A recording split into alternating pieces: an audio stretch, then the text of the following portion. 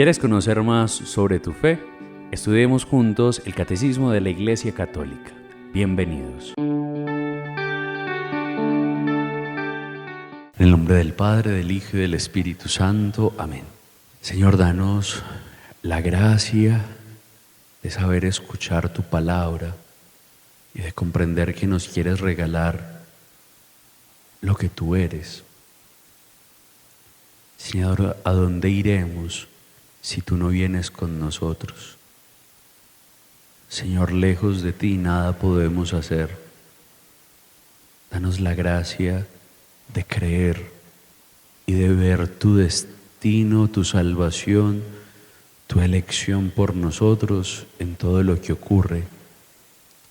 Haznos ver tu bondad, incluso cuando nuestros ojos se cierran y no son capaces de contemplar.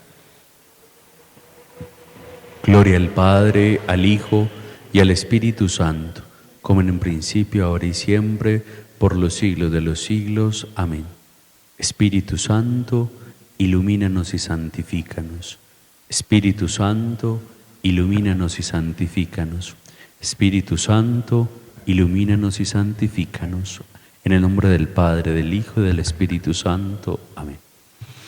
Bueno, entonces hoy sí vamos a hablar de Santo Tomás a la Lata. Hoy sí vamos a hablar de Santo Tomás Parejo. Entonces vamos a continuar con el numeral 34 del Catecismo, que dice así: el mundo y el hombre atestiguan que no tienen en ellos mismos ni su primer principio ni su fin último, sino que participan de aquel que es el ser en sí, sin origen y sin fin. Así, por estas diversas vías, el hombre puede acceder al conocimiento de la existencia de una realidad que es la causa primera y el fin último de todo, y que todos llaman Dios. Entonces, vamos a continuar en este ejercicio. Yo les había quedado debiendo hablar sobre la Suma Teológica algunas cositas. Lo primero, la Suma Teológica está dividida en 3 grandes partes. Pero hago una claridad. Que uno diga 3 partes no quiere decir que son 3 volúmenes, porque en realidad son 4 volúmenes. Entonces intentemos hablar de esto un poquito. Yo ya les había dicho que la Suma Teológica de Santo Tomás, que Tomás no solo había escrito la Suma Teológica, sino que había escrito también la Suma contra Gentiles. ¿Cómo está pensada la Suma Teológica? Está pensada siempre a responder una pregunta, y una pregunta se abre en una serie de artículos. Entonces, la Suma Teológica en la primera parte, ¿de qué habla? Habla de que Dios es uno, que Dios es trino, habla de la creación, de los ángeles, del hombre, el cosmos y la providencia. Eso habla en la primera parte Santo Tomás de Aquino en su Suma Teológica. La segunda parte está dividida en 2 secciones. Segunda parte, primera sección. Entonces, ¿de qué habla la segunda parte en su primera sección? Habla de el acto humano, de las pasiones, del hábito, de la virtud, del pecado, de la ley antigua, de la ley nueva, de la gracia y del mérito. Es decir, que hace una grande introducción más a la parte moral. En cambio, la primera parte habla de quién es Dios y de quién es el hombre. La segunda parte, en su segunda sección, ¿de qué habla? Comienza hablando de las virtudes teologales, que son fe, esperanza y caridad. Y después se dedica a hablar de las virtudes cardinales, que son prudencia, justicia, fortaleza, templanza. Y después habla Tomás de los carismas y de los estados. Entonces la segunda parte en la segunda sección de la Suma Teológica de Santo Tomás, ¿de qué se encarga hablar? Habla más de las virtudes, habla de la gracia de Dios y cómo actúa en nosotros, y cómo la gracia después se esparce por medio de los carismas, de unos dones que el Señor nos ha dado para ponerlos al servicio de todos. Y la tercera parte de la Suma Teológica habla sobre Cristo en su encarnación, su vida y su pasión, y habla de los sacramentos de bautismo, de confirmación, de Eucaristía y de penitencia. Y ahí tengo que hacer una pausa o una nota aclaratoria esencial. La tercera parte, hasta aquí, la escribió Santo Tomás. Recuerdan que Tomás tiene una experiencia mística y después de ella no escribe, y después de ello Tomás muere. Entonces Tomás no habla de todos los sacramentos, pero un discípulo de Santo Tomás, bueno, uno o varios discípulos de Tomás, la completan y hacen una cosa que se llama el suplemento de la tercera parte. Y entonces, ¿qué hablan en el suplemento de la tercera parte? Habla del sacramento del orden, del matrimonio y de la extrema unción. Habla del juicio final y de los novísimos, que es muerte, juicio, infierno y cielo.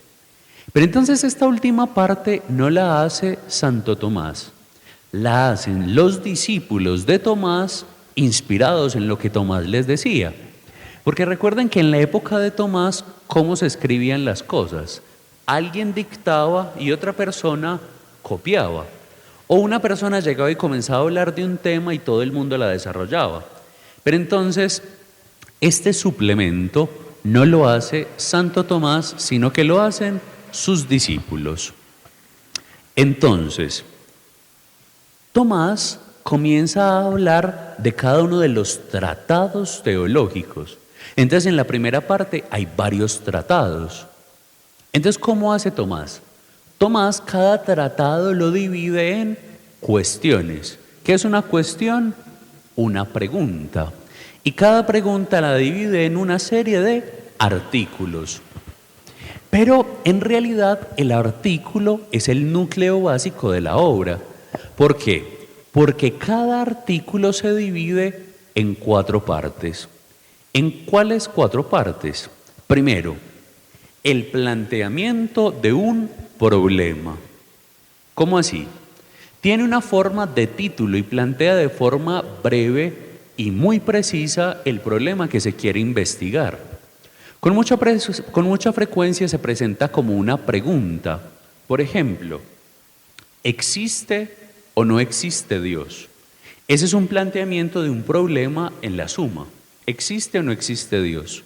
Entonces es la primera parte de un artículo, el planteamiento. Después sigue una proposición de argumentos o de razones. Entonces, ¿qué se hace? Se examinan los argumentos en favor de cada alternativa de las expresadas anteriormente. Es lo que los medievales entendían como un procedimiento dialéctico, es decir, dialogal. Se suele diferenciar los argumentos a favor de los argumentos en contra. En nuestro texto, los argumentos en contra aparecen a partir de lo que se llaman objeciones. Y los argumentos a favor se llaman o en cambio o por el contrario. Estos argumentos representan la posición de Santo Tomás en el problema de que se trata y participa de la solución definitiva.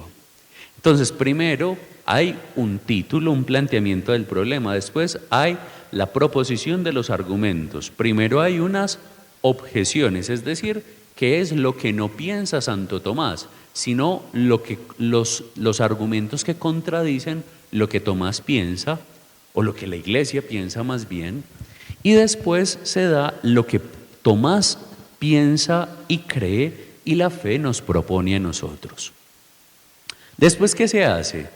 La tercera parte es la investigación del problema planteado.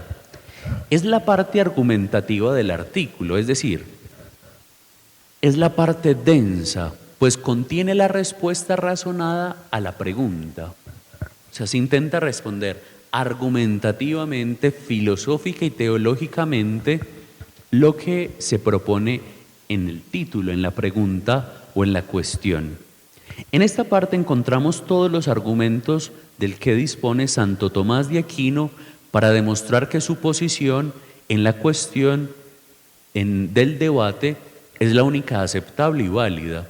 En nuestro texto, esta parte comienza casi siempre diciendo solución. Casi siempre en nuestras traducciones, cuando hablan de la suma, aparece eso. Y después Tomás siempre da una respuesta a los argumentos contrarios. ¿Cómo así? Tomás lo que hace es que comienza a plantear respuestas a cada una de las dificultades o argumentos en contra que se habían presentado al principio, en lo que se llamaban objeciones, y que en muchas ocasiones fueron planteadas por otros autores diferentes a él. Esa parte normalmente se llama respuesta a las objeciones. Claro hasta ahí, más o menos, de qué trata la Suma Teológica, o a lo menos cómo es su estructura. Listo.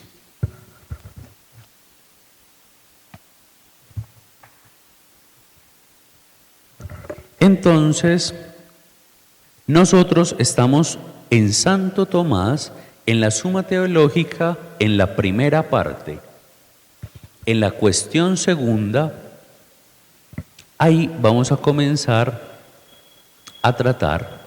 Y nosotros, pues ahorita hablaremos, en las 5 vidas, se tratan en el artículo 3. Entonces, volvamos a leer. ¿Qué dice la parte 1, artículo 2 o cuestión segunda? Dice así.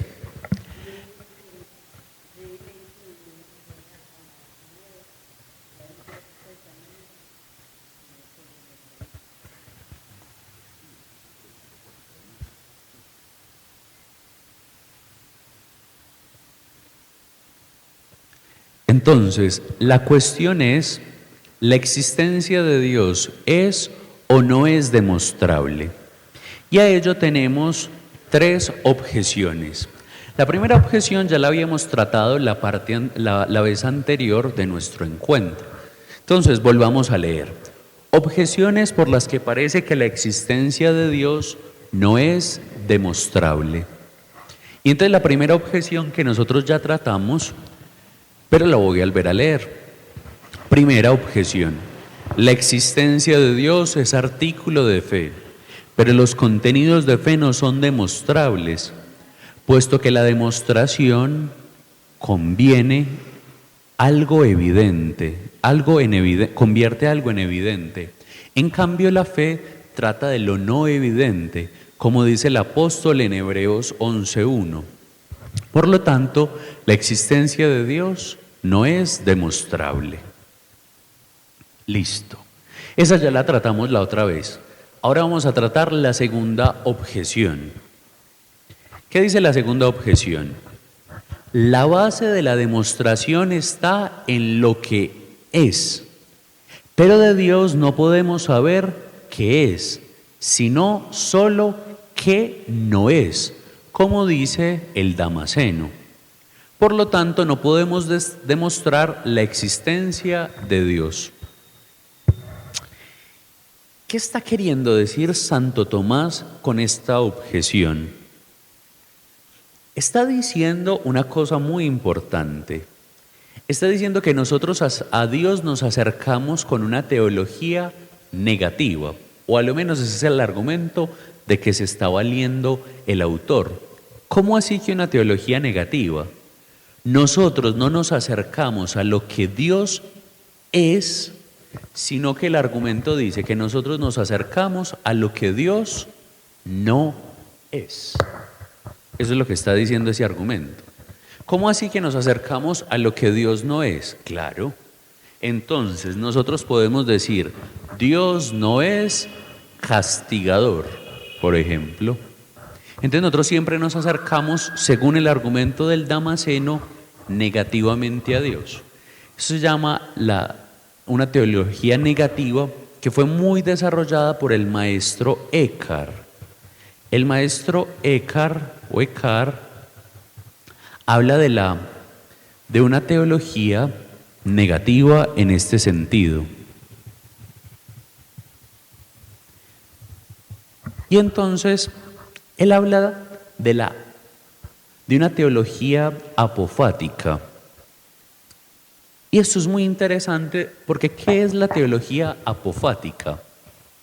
Sostiene que Dios trascendente a todo lenguaje y concepto humano, uno lo puede definir como lo que está más allá del ser, como una nada absoluta, una divinidad. Eckhart enseña que para unirse a Dios, el alma debe despojarse de imágenes y deseos, de asentimientos para alcanzar un vacío interior donde Dios nace. Entonces, por ejemplo, Eckhart distingue conceptos, por ejemplo, el concepto de Dios, del concepto de divinidad, del concepto de la nada. Y entonces, por ejemplo, él llega y hace una afirmación como Dios no es, en el sentido de que no es una cosa creada o limitada por la existencia comprensible. Y eso es muy interesante de afirmar y de pensar, porque cuando uno dice Dios no es, a lo menos en la teología del maestro Eckhart, uno no está diciendo que Dios no existe, sino que llega un momento en el que uno es limitado y no es capaz de alcanzar o de entender todo lo que Dios es. Entonces el Dios no es del maestro Eckhart no es una negación de que Dios existe, sino que es una afirmación del propio límite del hombre. Por ejemplo, él dice, a menudo describe a Dios como un desierto. ¿Y por qué él dice de que Dios es como un desierto? Porque no se puede en ocasiones ni definir ni comprender, sino que uno en ocasiones es como en un desierto en el que la plenitud es una nada, es un vacío. Entonces él habla de la nada silente. Y es eso. ¿Qué está diciendo? Está diciendo que no siempre uno es capaz de entenderlo todo, que llega un momento en el que hay un límite. Las tesis del maestro Eckhart fueron condenadas por mucho tiempo por la Iglesia, porque son peligrosas en ocasiones, porque están influenciadas por el neoplatonismo. ¿Se acuerdan lo que planteaba Platón? Que hay una separación del alma y del alma y del cuerpo, y que en esa separación lo bueno es el espíritu, el alma, y lo malo es el cuerpo. El maestro Eckhart en ocasiones tiene tesis similares, de cómo que hay ciertas cosas que son negativas, y entonces eso lo ha llevado a condenar ciertas doctrinas de él. Pero poco a poco él también ha sido redescubierto y también ha sido valorado. ¿Cuál es el problema de la doctrina del maestro Eckhart y que Santo Tomás también de alguna manera está atacando? Que invita a la docta ignorancia, es decir, que hace un reconocimiento de la incapacidad humana para nombrar a Dios y entonces lo deja ahí, no lo deja avanzar. Entonces ese es el problema. Lógicamente el maestro Eckhart no es de la época de Santo Tomás, pero ¿cuál es su problema? Su problema es ese, de que deja a las personas en un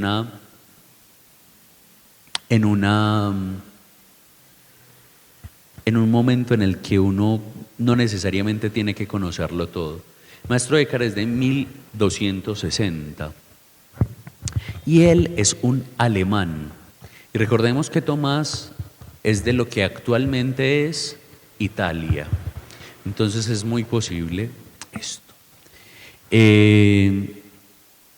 Sigamos. Entonces esa es la segunda objeción que proponen a las tesis de Tomás. Que Dios nosotros no lo podemos conocer por lo que Él es, sino por lo que no es. Listo. Tercera objeción al argumento de Dios es demostrable o no es demostrable, es este. Si se demostrase la existencia de Dios, no sería más que a partir de sus efectos. Pero sus efectos no son proporcionales a Él, en cuanto que los efectos son finitos y Él es infinito. Y lo finito no es proporcional a lo infinito. Como quiera, pues, que la causa no pueda demostrarse a partir de los efectos que no le son proporcionales. Parece que la existencia de Dios no puede ser entonces demostrada. ¿Recuerdan lo que hablábamos la otra vez de la diferencia entre yo puedo conocer la esencia o yo puedo conocer los efectos de Dios, de lo que Él es, las consecuencias de lo que Él demuestra? Y recuerdan todo el problema con el argumento ontológico que pretende conocer es la esencia de lo que Dios es, y que eso no es posible porque eso está limitado a lo que nosotros somos. ¿A nosotros qué nos quedan? Los efectos. Pero entonces, ¿cuál es el problema que plantean? Le dicen, pero es que los efectos siempre son limitados, porque recuerdan cuál es la base de los efectos, la existencia, y todas las existencias son finitas. ¿Esta mesa es infinita? No, esta mesa es finita y bastante limitada, y eso comienza a generar una serie de consecuencias. Nosotros como creación de Dios somos infinitos. No, nosotros somos finitos, nosotros somos limitados. Entonces los que contradicen a Santo Tomás le dicen, pero usted cómo me va a hablar de lo eterno con cosas que son no eternas, porque no son eternas. Usted me habla de Dios con la creación, pero la creación en el tiempo cambia, muta. ¿Recuerdan la frase de Heráclito? Nadie se baña en el mismo río dos veces. La creación es constante, hay un proceso de devenir constante. Entonces esa es la tercera contradicción a lo que Tomás propone. Dios, según algunos, no es demostrable porque nosotros solo lo podemos ver por los efectos. Y los efectos no nos muestran todo lo que es. Contra esto, dice entonces Tomás esto. Contra esto está lo que dice el apóstol Pablo en Romanos 1:20. A esas tres objeciones, ¿qué propone Tomás? Propone esto. Mire lo que dice Romanos 1:20. Lo invisible de Dios se hace comprensible y visible por lo creado. Pero esto no sería posible a no ser que por lo creado pueda ser demostrada la existencia de Dios, ya que por lo primero hay que saber de una cosa si es existente. ¿Qué está haciendo Santo Tomás? Santo Tomás está recurriendo a un argumento de fe, diciendo que lo visible de Dios se hace comprensible y visible por lo creado. ¿Qué está diciendo Tomás? Tomás está diciendo que lo que Dios mismo nos revela en la Biblia, en la Escritura, nos está afirmando que uno sí puede comprender a Dios por lo que Él ha creado.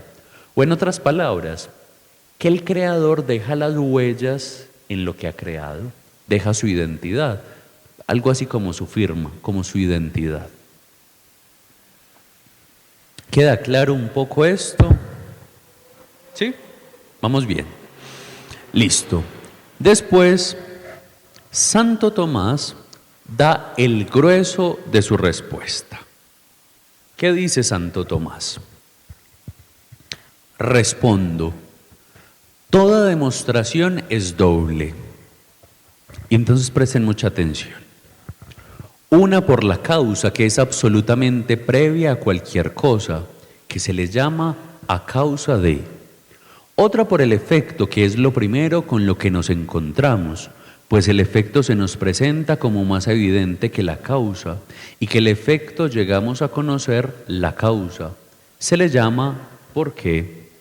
Porque cualquier efecto puede ser demostrada su causa, siempre que los efectos de la causa se nos presenten como más evidente, porque como quiera que los efectos dependan de la causa, dado el efecto necesariamente antes se ha dado la causa, de donde se deduce que la existencia de Dios, aun cuanto en sí misma, no se nos presenta como evidente, en cambio sí es demostrable por los efectos con que nos encontramos. ¿Qué está haciendo Santo Tomás ahí?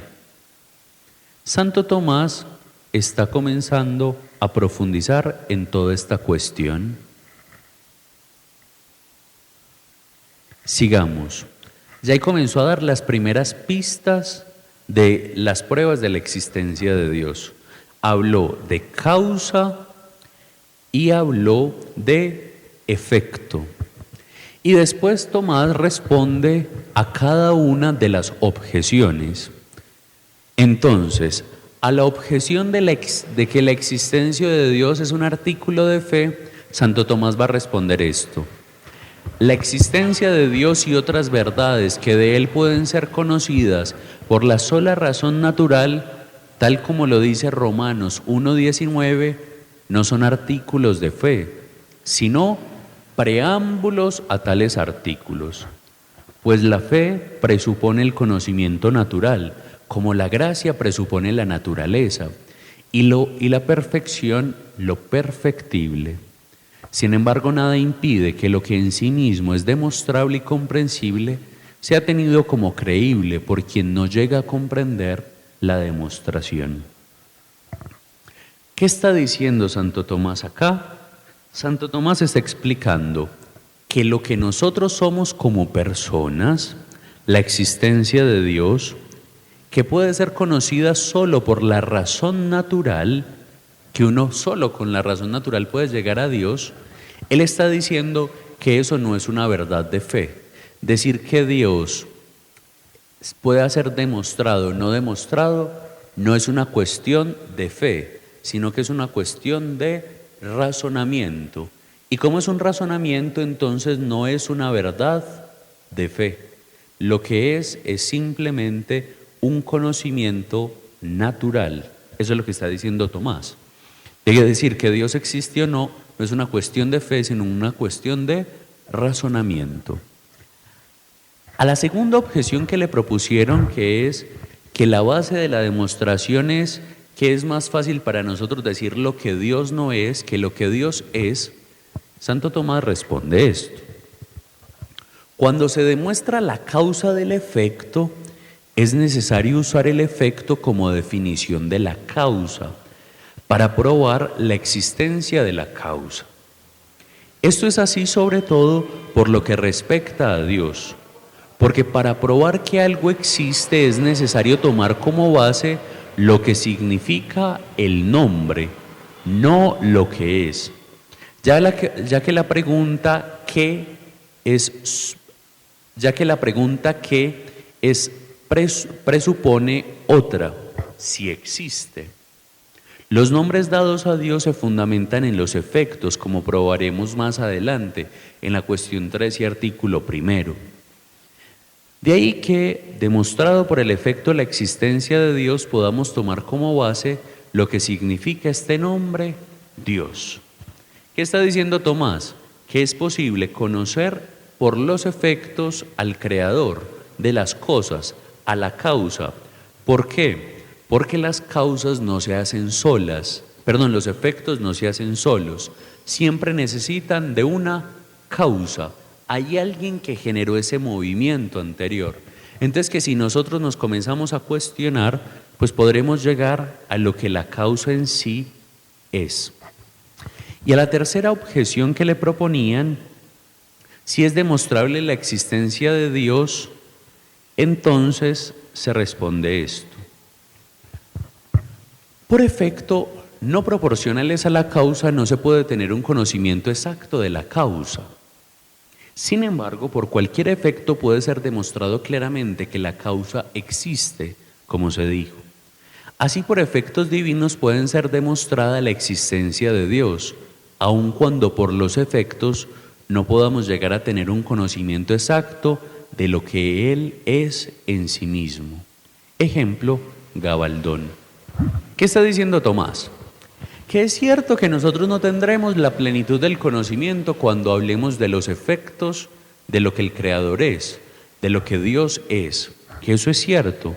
No puedo tener un conocimiento exacto y perfecto, pero no porque no pueda tener un conocimiento exacto y perfecto quiere decir que no lo pueda conocer.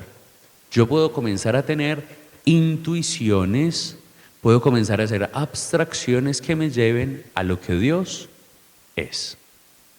Hasta ahí, claro.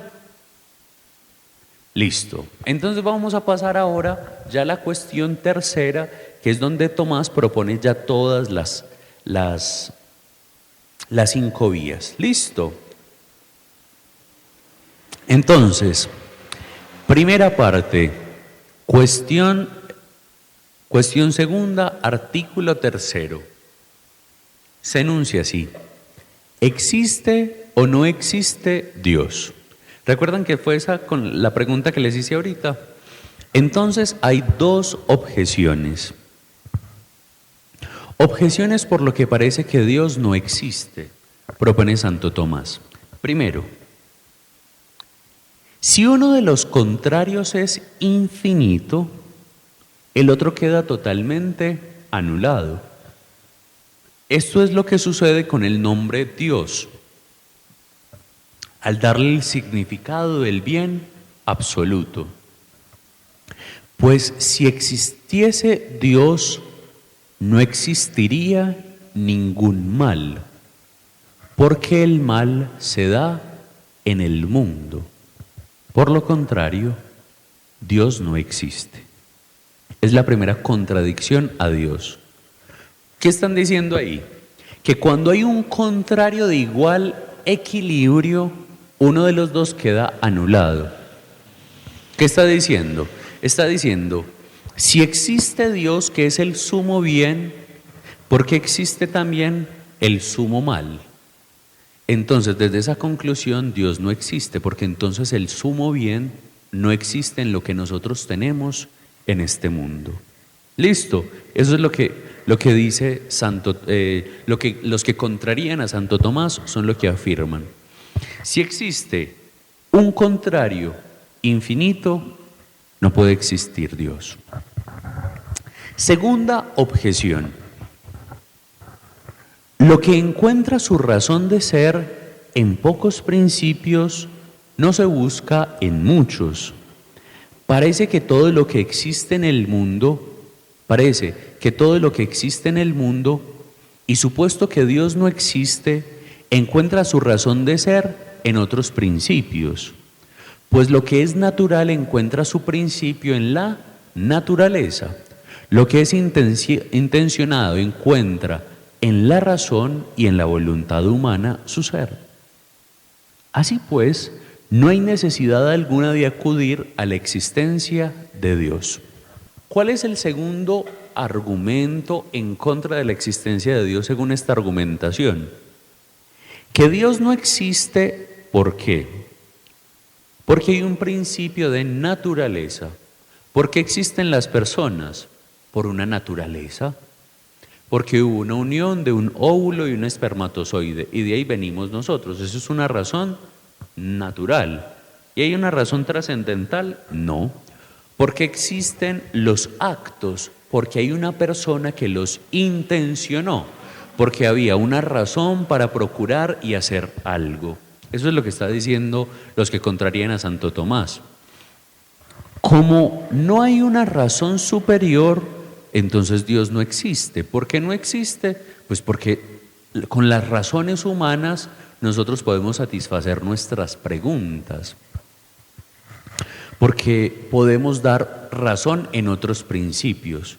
¿Qué están contrariando ahí? Están diciendo que Dios no es el principio o el origen de todo, sino que hay otras vías o otros principios más fuertes para afirmar lo que nosotros somos y hacemos que Dios.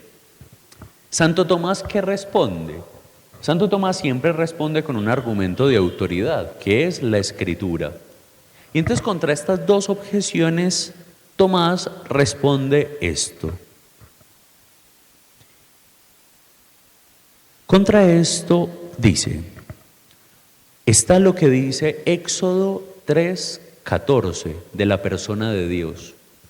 Yo soy el que soy. Ese es el argumento de Tomás para responder a las objeciones. ¿Qué está diciendo Santo Tomás? Tomás está utilizando acá el verbo ser como una ocasión para fortalecer que Dios existe. ¿Qué dice el libro del Éxodo? Está diciendo que Él es. Y si alguien es porque existe. Si uno utiliza el verbo ser, es porque alguien existe, porque algo es existente. Si no es existente, no se puede decir que algo es, sino que es algo que no es. Si algo no es porque es inexistente, pero si algo es porque es existente. Ese es el argumento. Y después Santo Tomás responde las famosas 5 vías. Entonces no solo da una argumentación bíblica, yo soy el que soy, sino que después da otras pruebas.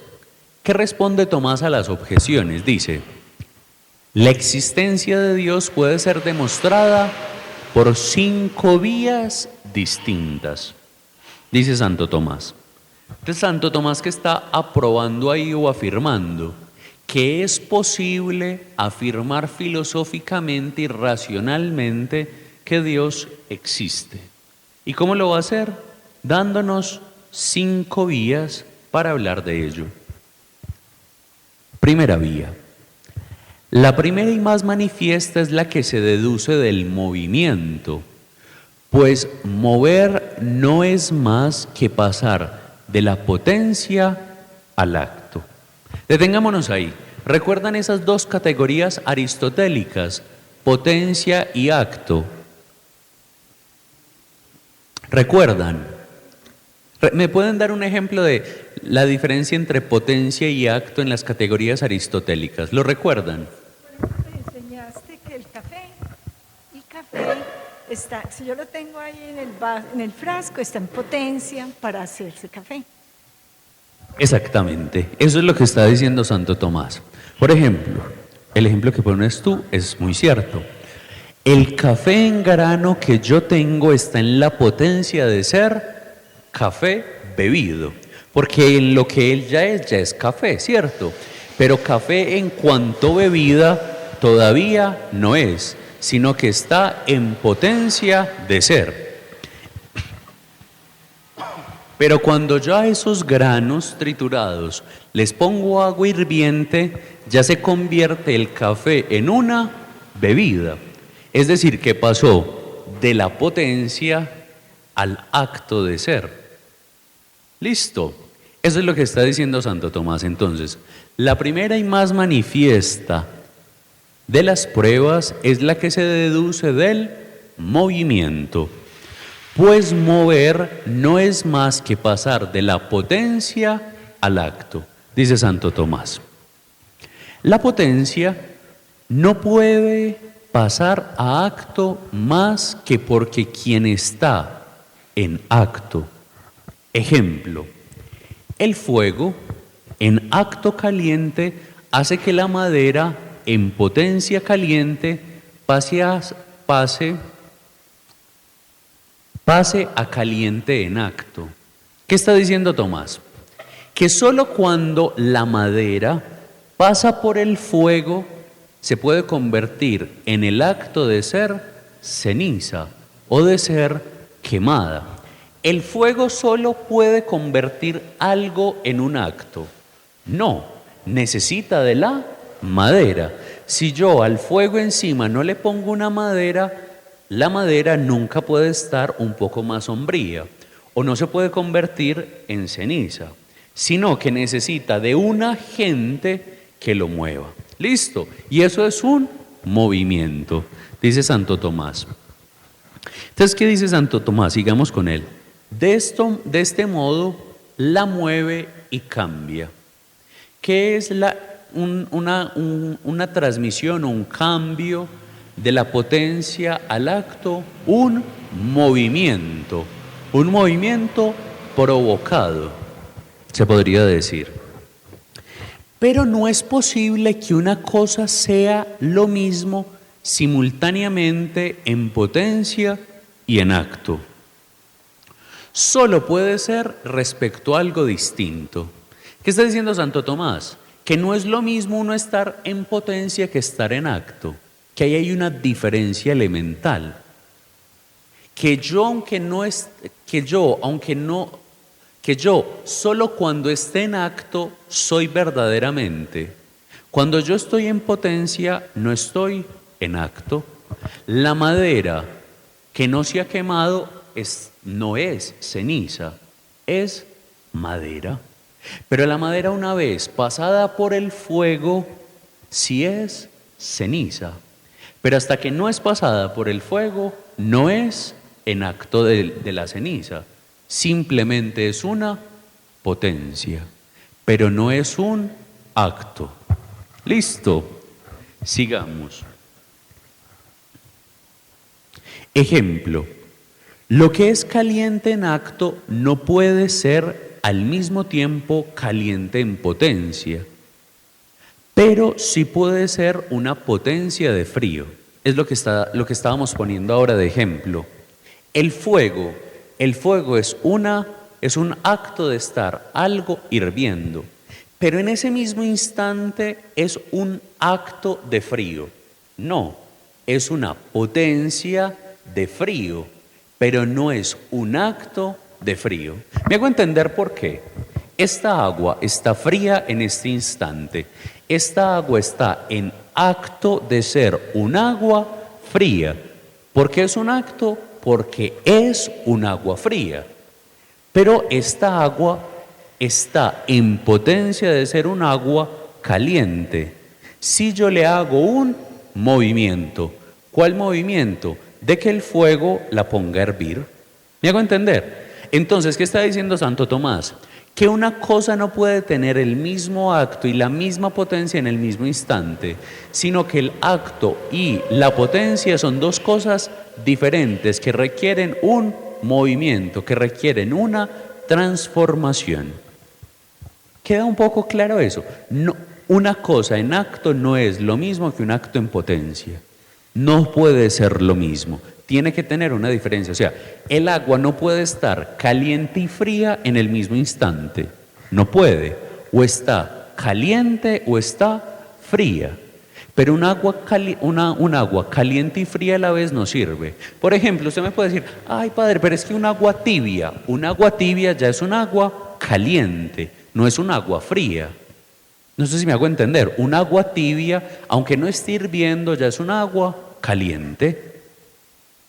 Entonces, un agua no puede estar al mismo tiempo en un acto y en una potencia.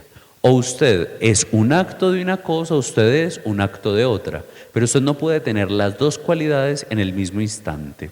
Eso es lo que está diciendo Santo Tomás en la primera vía. ¿Queda claro eso? Sigamos. Igualmente, es imposible que algo mueva y sea movido al mismo instante, o que se mueva a sí mismo. Eso es muy importante. Santo Tomás, ¿qué está diciendo ahí? Es imposible que algo mueva y que algo mueva y sea movido al mismo tiempo. O sea, uno no le pueden hacer las dos cosas, o que uno se mueva a sí mismo, El movimiento exige un factor externo. Santo Tomás está diciendo eso. Sigamos con el ejemplo del agua, que es lo que está más cercano a nosotros. Para que esta agua hierva y esté caliente, necesita que un factor externo al agua procure que esa agua esté sobre el fuego.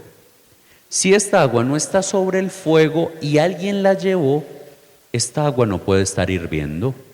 ¿Me hago entender? El factor del movimiento exige que algo externo lo mueva, lo procure. ¿Me hago entender en esto? O sea, esta agua para que esté caliente, alguien la tiene que mover para que esté caliente. Alguien la tiene que llevar y ponerla en una olla y encender el fuego para que esto hierva. ¿Listo? Eso es lo que está diciendo Santo Tomás. Este proceder no se puede llevar indefinidamente, porque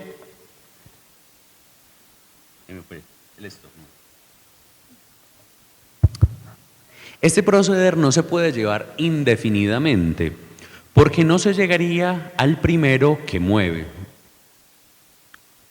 Y no habría motor alguno, pues los motores intermedios no mueven más que por ser movidos por el primer motor. Ejemplo, un bastón no mueve nada si no es movido por la mano. Por lo tanto, es necesario llegar a aquel primer motor al que nadie mueve. En este todos reconocemos a Dios. ¿Qué está diciendo Santo Tomás? Santo Tomás dice que hay muchísimas cosas que nos llevan al movimiento. Entonces, él pone el ejemplo del bastón. El bastón, para que sirva, una mano lo tiene que mover. Pero entonces uno tiene que llevar una serie de causales del movimiento. ¿Y quién procuró este árbol? Y entonces, ¿quién cortó este árbol? ¿Y quién lo convirtió en un bastón? Y entonces usted comienza a echar para atrás. ¿Y este árbol quién lo plantó? ¿Y este árbol quién lo cuidó? Y este árbol, y así. Y entonces a este árbol viene de otra semilla. ¿Y quién sembró la anterior semilla? Y esta anterior semilla, ¿quién la transportó hasta acá? Y entonces uno comienza en una cadena de causales hasta que uno dice que llega a una causa primera o al primer motor que no tiene explicación sino en Dios. Todas estas cadenas de eslabones llevan a una causa que nadie puede mover, que después él lo dirá que es una causa incausada, es decir, una causa que ella misma provoca todo. Hay muchísimas cosas, muchísimas no, todas las cosas no dependen de nosotros, sino que todas tienen una razón anterior. Y pongan el mismo ejemplo con todo. Esta camisa que yo tengo puesta, alguien la tuvo que coser. Bueno, primero alguien me la tuvo que vender a mí. Alguien la tuvo que transportar hasta el sitio donde yo la compré. Y alguien antes la tuvo que fabricar. Y antes alguien tuvo que hacer la tela y pinturarla. Y antes de eso alguien tuvo que convertir un montón de hilos en una tela. Y así usted comienza a entrar para atrás, hasta que usted llega. Pero es que todo esto tiene un origen en algo que a mí mismo me supera y que va más allá. Esa es la primera respuesta que da Santo Tomás a la existencia de Dios. ¿Cuál es la primera? El movimiento. Tomás acá que está probando el movimiento, que una cosa no se hace sola sin el movimiento de alguien. ¿Y qué es el movimiento? Según Santo Tomás, es el paso de la potencia al acto. Eso es lo que nos está explicando Santo Tomás ahí. Que qué es una potencia, que qué es un movimiento. Es la transformación de una potencia en un acto. Santo Tomás, ¿qué está haciendo acá? Santo Tomás está exponiéndonos uno de sus 5 caminos, o que otros denominan vías, para demostrar que Dios existe. Tomás lo hace a partir de otros autores. Yo ya les había hablado un poquito. ¿Cuál es el autor de cabecera de Santo Tomás? Aristóteles. Pero por ejemplo hay otros, Avicena, él también en ocasiones cita a Platón y también cita a San Juan Damasceno. ¿Y qué hace él? Él las profundiza con su síntesis filosófica. Y en este sentido debe decirse que, aunque haya tomado diversos elementos de otros autores, porque por ejemplo este del acto a la potencia es de Tomás, eso no es de Tomás. ¿Quién fue el que habló de potencia y acto antes de Tomás? Aristóteles. Esta es una concepción aristotélica sobre el ser, sobre la metafísica. Pero entonces, aunque Tomás lo haya tomado de otros autores, ¿qué hace Tomás? Dota de gran profundidad estas cosas y los aplica a los principios de la metafísica del ser. Después de esta sintetización que lleva a cabo Santo Tomás, las demostraciones de la existencia de Dios son lo que nosotros llamamos las pruebas tomistas, incluso aunque se les desfiguren o sean también criticadas. Porque al final lo que plantea Tomás es la explanación de cada una de las vías. Y Santo Tomás lo único que busca es profundizar en estos argumentos. Santo Tomás nos da unas pruebas, pero que son pruebas a posteriori. Recuerdan que la crítica que le hacíamos a Anselmo era que eran pruebas a priori. Santo Tomás hace una demostración a posteriori que parte de diversos efectos de las criaturas, conocidos por la experiencia y que remontan a Dios como causa. Todas estas 5 pruebas, ¿qué van a decir? Que Dios es la causa que lo ha procurado todo. Y esa es su argumentación. Decir que Dios es la causa primera y ya comenzará a decir causas primeras del qué. La causa primera del movimiento, la causa eficiente o la causa de lo necesario. Y comenzará a hacer una definición de cada una de ellas. La sencillez de la exposición tomista no debe llevar a pensar que las vías no suponen suficiente conocimiento metafísico. Por el contrario, cada paso de la argumentación está presuponiendo haber accedido a los puntos fundamentales de la metafísica. Por ejemplo, esto supone que nosotros ya entendamos un poco la estructura trascendental del ente. Ya hemos hablado acá varias veces del ente y qué es un ente. Exige la doctrina de la participación. ¿Cómo es que un ente participa del ser? Esa es otra pregunta que hay que tener clara. O la causalidad predicamental intrínseca y extrínseca. ¿Cómo es que uno hace predicamentos de las causalidades? O la necesidad de la fundamentación de la causalidad por parte de la causalidad trascendental.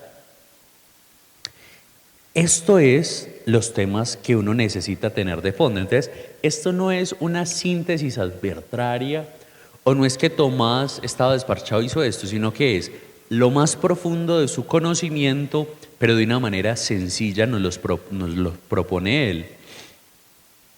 Entonces, ¿cuál es el peligro? Que uno puede decir, pero esto no prueba nada. Pero es que lo que Tomás pretende hacer acá no es explicarnos en totalidad, porque eso es imposible para todos. Entonces, ¿qué pretende Tomás? Algunos puntos simples que nos pueden decir que quiere Tomás. Primero, decirnos que el acceso de las vías de Dios es un acceso metafísico. ¿Cómo así que un acceso metafísico? ¿Qué está eliminando ahí? Nos está diciendo que no siempre o que no es posible hacer una deducción ni matemática ni una demostración física de Dios, sino que esto tiene que ser metafísico. De entrada, Santo Tomás está diciendo eso. Ni por un argumento matemático, ni por una demostración física física como la entendemos hoy, o que yo pueda tener una experiencia, pues yo puedo acceder a Dios. Esto necesita de una vía diferente.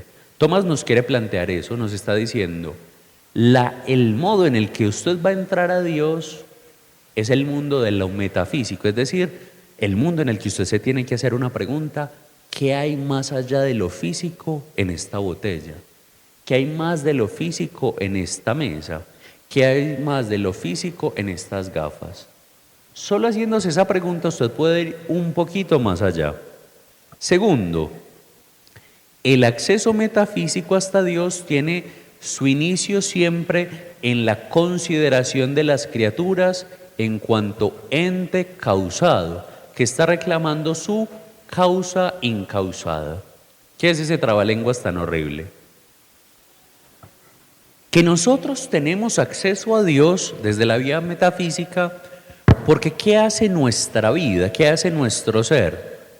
Preguntarse de dónde venimos. Nosotros que somos un ente causado, ¿qué nos preguntamos? ¿Qué reclama nuestra existencia? ¿Cuál es la causa incausada? Es decir, ¿quién nos hizo?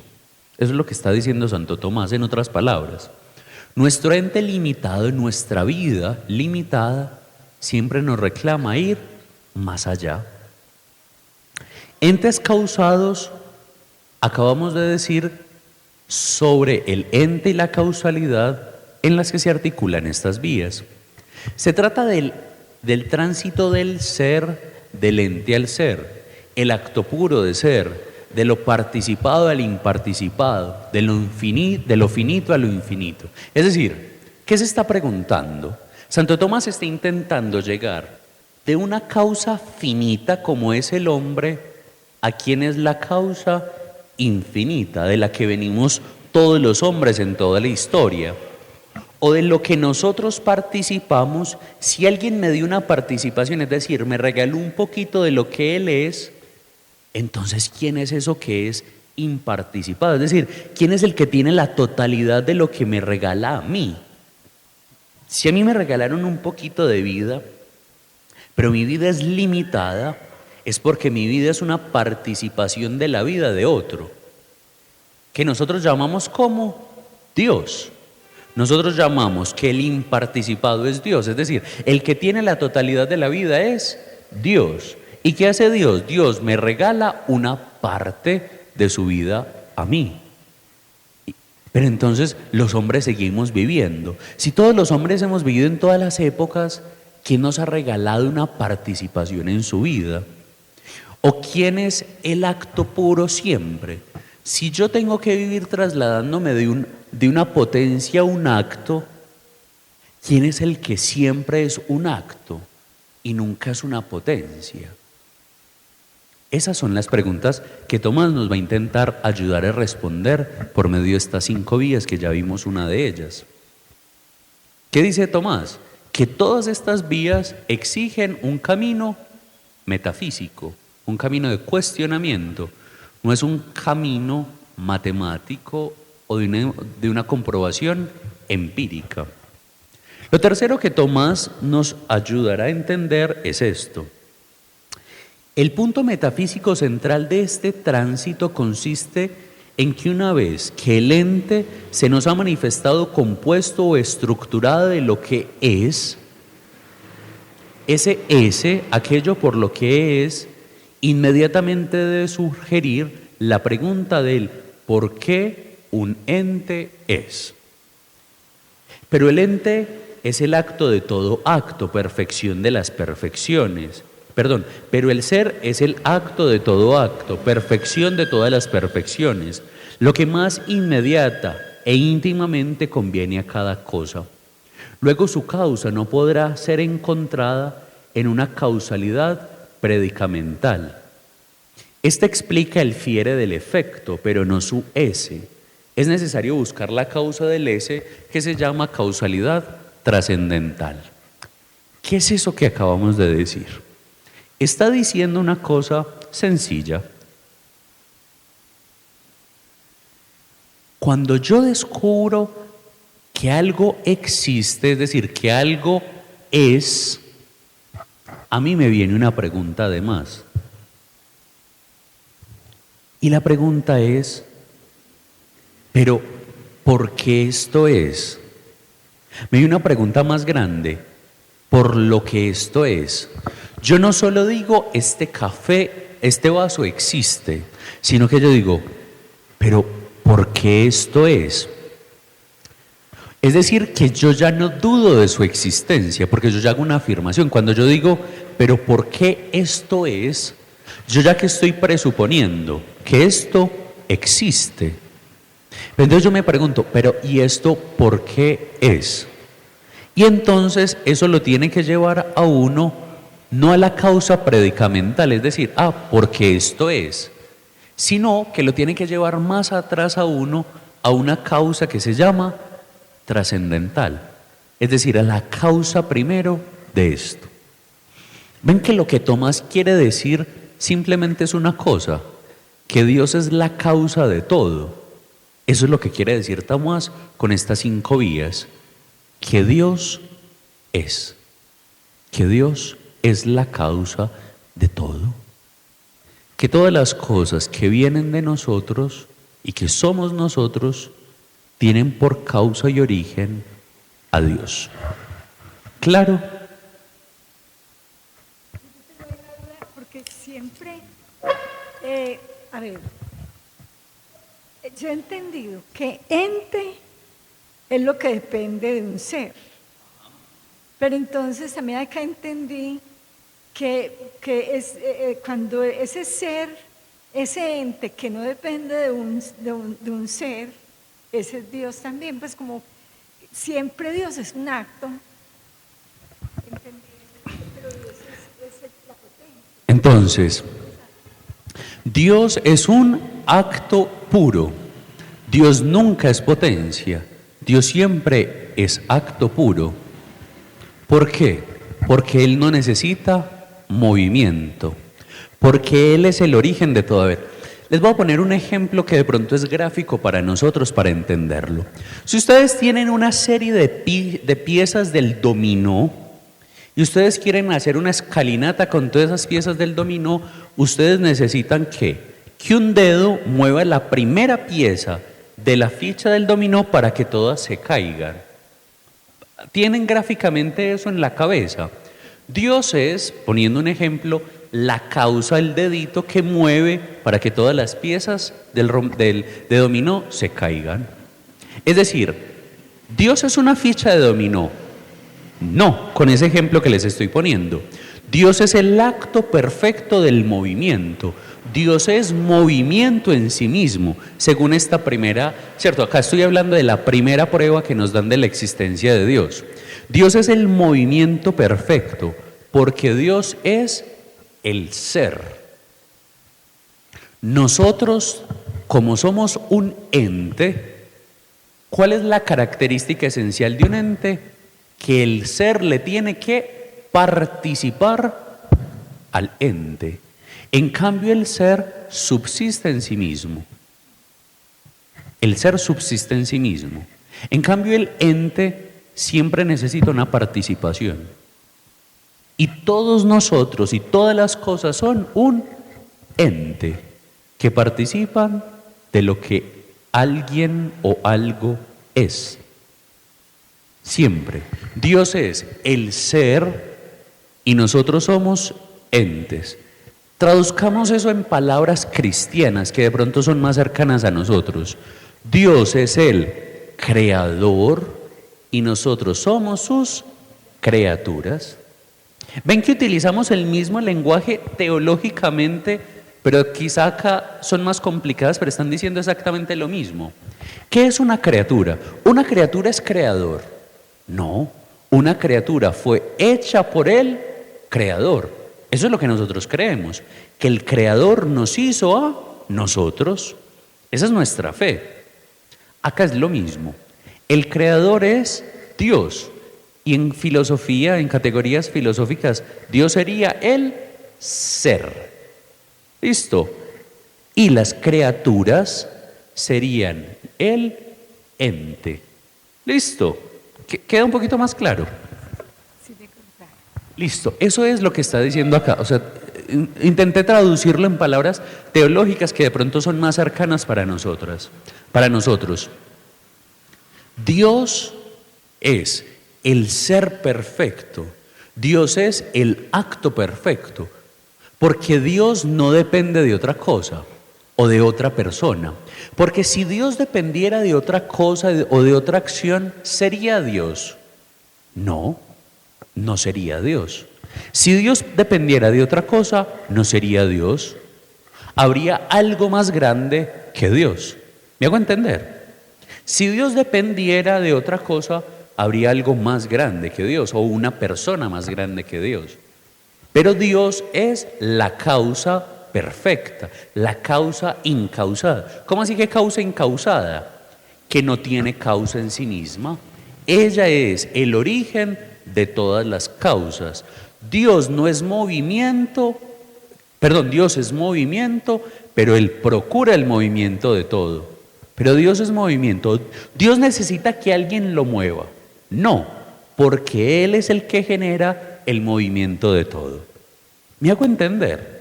O sea, Dios, a ver, intentando utilizar otras palabras que quizá no son justas, pero nos pueden ayudar. Dios no necesita que alguien le haga algo, porque Él lo puede hacer todo. Eso es lo que está diciendo.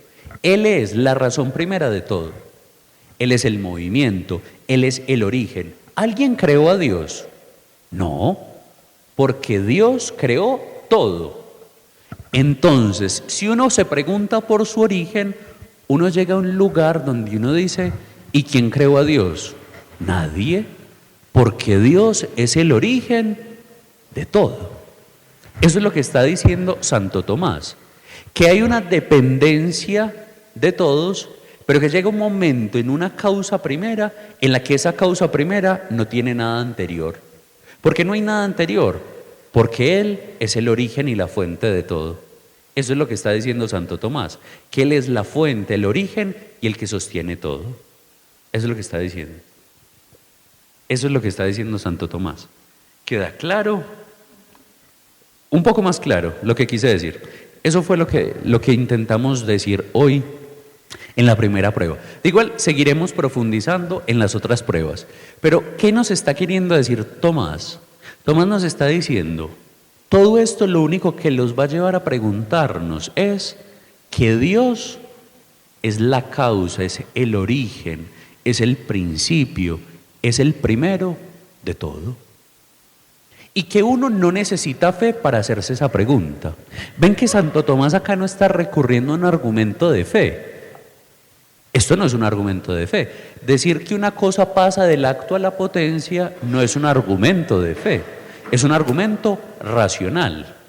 ¿Por qué es un argumento racional? Porque está citando la Biblia. No, él simplemente está citando una experiencia natural de que todo tiene un principio. Y para hacerse esa pregunta uno no necesita tener fe. ¿Me hago entender por qué no se necesita tener fe? Yo para preguntarme, ¿y quién hizo este vaso? ¿Y este vaso, quién fue y convirtió esto en cartón? Uno no necesita fe para hacerse esa pregunta. Exactamente. Racionalmente uno puede llegar y uno decir, esto es hubo un principio en el que todo esto se generó, que cada uno le atribuye un nombre diferente, que nosotros como hombres de fe decimos que esa causa incausada o el motor primero se llama Dios, pero que otros lo llaman de otras maneras. Pero nosotros hombres de fe decimos, la causa, el principio, el origen de todo se llama Dios. Pero todos nos hacemos esa pregunta, solo que cada uno le puede poner un nombre diferente. Pero todos al fin y al cabo nos preguntamos, ¿de dónde venimos? Por ejemplo, ¿y qué hay antes del Big Bang? ¿Quién fue el que procuró el Big Bang? Un hombre científico también se hace esa pregunta. Nosotros decimos, Dios procuró el Big Bang. Pero un hombre de ciencia también se pregunta, ¿y cómo fue que se dio esta explosión? ¿quién procuró esa explosión? ¿Quién procuró la unión de esas partículas para que se diera esa explosión? Nosotros decimos Dios, pero ven que incluso un hombre de ciencia se puede hacer esa pregunta. ¿Y quién hizo para que esto se juntara y eclosionara esto? Cada uno le pone un nombre diferente, pero racionalmente uno se hace esta pregunta. No supone que uno tenga fe, supone que uno tenga raciocinio. Ven que Santo Tomás hace unas pruebas muy interesantes porque son pruebas existenciales. Usted no necesita tener fe o creer en la trascendencia para hacerse esta pregunta sobre cuál es la causa de todo o el principio de todo, sino que usted de un modo natural, usted se hace esta pregunta. Se hace esa pregunta por el origen. Bueno, pidámosle a Dios, que es nuestro origen, la fuente de todo conocimiento, la fuente de toda verdad, que nos lleve hacia Él, que haga conocer nuestra vida, que nos haga acercarnos a Él y que detrás de cada pregunta encontremos que Él es la respuesta que nos devuelve la esperanza. Padre nuestro que estás en el cielo, santificado sea tu nombre. Venga a nosotros tu reino, hágase tu voluntad en la tierra como en el cielo. Danos hoy nuestro pan de cada día, perdona nuestras ofensas, como también nosotros perdonamos a los que nos ofenden. No nos dejes caer en la tentación y líbranos del mal. Amén. El Señor esté con ustedes y la bendición de Dios Todopoderoso, Padre, Hijo y Espíritu Santo, descienda sobre ustedes y les acompañe siempre. ¿Quieres conocer más sobre tu fe? Estudiemos juntos el Catecismo de la Iglesia Católica.